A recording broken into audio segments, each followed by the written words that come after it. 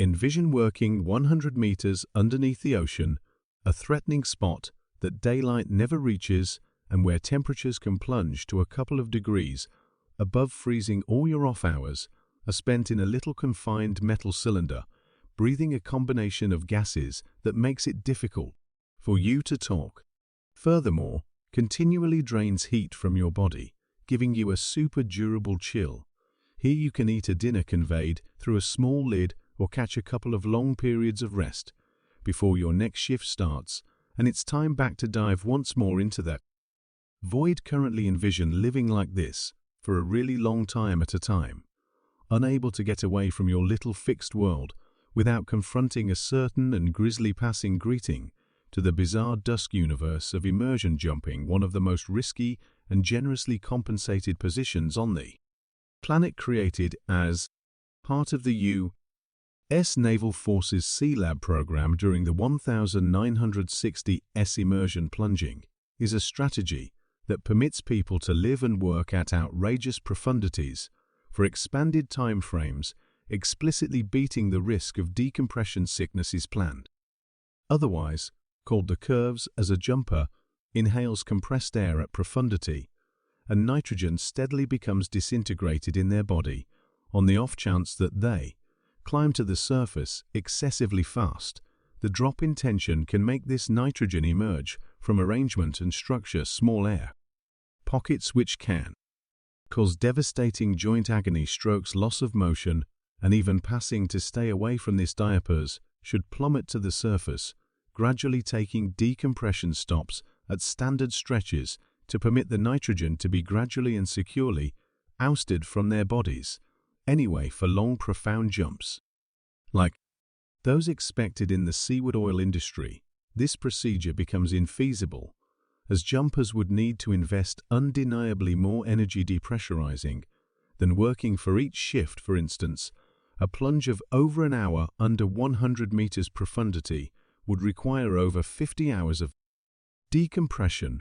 Rather, in immersion jumping, the jumpers spend their whole working movement under tension, spending their off hours in a plunging chamber compressed to their functioning profundity, and making a trip to and from the place of work in a compressed jumping ringer known as an exchange container. This practice depends on the way that after a specific measure of time, a jumper's body turns out to be completely soaked with nitrogen and can't ingest any, really implying that regardless of how long they stay underneath, the necessary decompression time continues as before. Hence, instead of making various plunges and decompression, immersion jumpers just depressurize once toward the finish of their shift, enormously lessening the gamble of decompression disorder. The disadvantage is that this single decompression can require as long as about 14 days to finish. There are likewise different dangers. Counting nitrogen narcosis, a disorientating rapture brought about by breathing nitrogen at pressure, which jumpers depict as being like liquor inebriation. Oxygen likewise becomes harmful beneath around 80 meters, so immersion jumpers should inhale trimix, a gas blend in which a significant part of the oxygen is supplanted with helium. This accompanies its own concerns, in addition to the fact that helium changes the human voice, constraining jumpers to wear electronic de-scramblers to be seen, yet it likewise has unfortunate warm properties, wicking away body heat. Furthermore, leaving jumpers ceaselessly chilled, breathing helium at profundities under 300 meters can likewise create extreme neurological outcomes known as high-strain apprehensive disorder. However, the most serious risk in immersion plunging is the high-tension climate itself. Collectively, of 4 English and Norwegian jumpers found in 1983 in a grim occasion known as the Byford Dolphin mishap. Byford Dolphin was a semi-submarine seaweed oil rig worked by Aker Designing of Oslo in 1974, weighing 3,000 tons and monitored by a group of 100.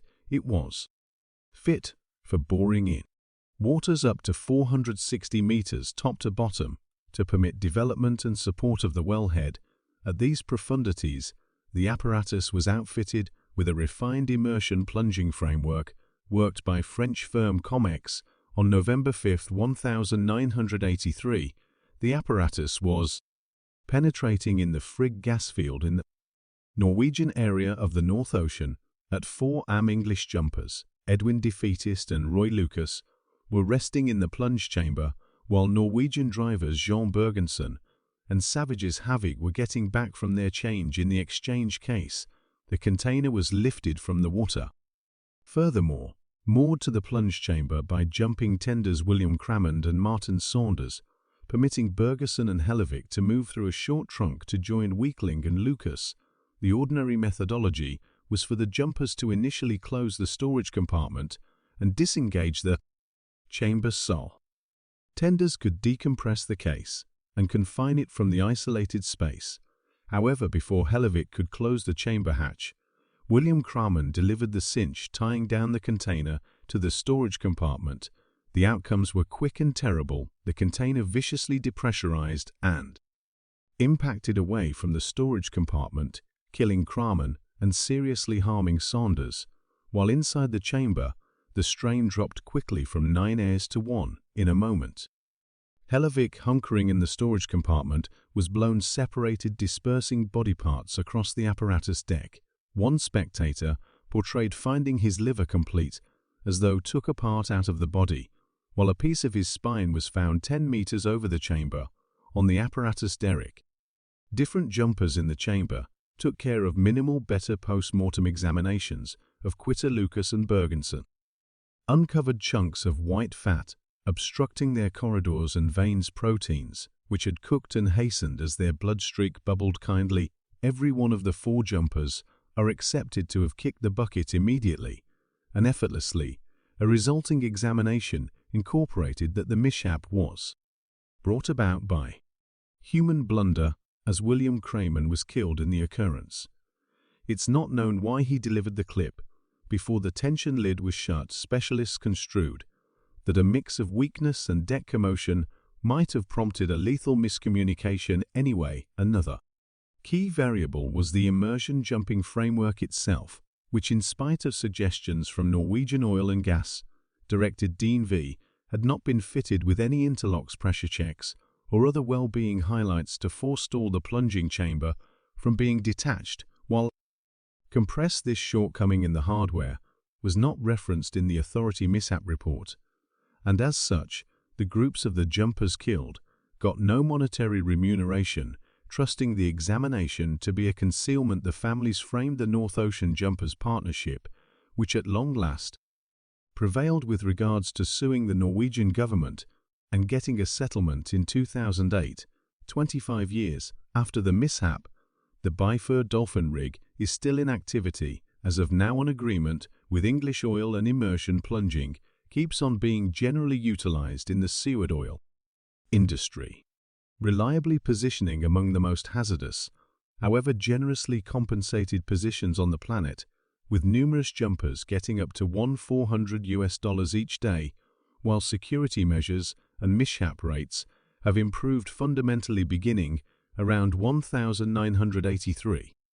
The purchase for Dolphin occurrence remains as a unmistakable sign of the perils that generally accompanied living and working in outrageous conditions. So I won't find out if you partook in that video.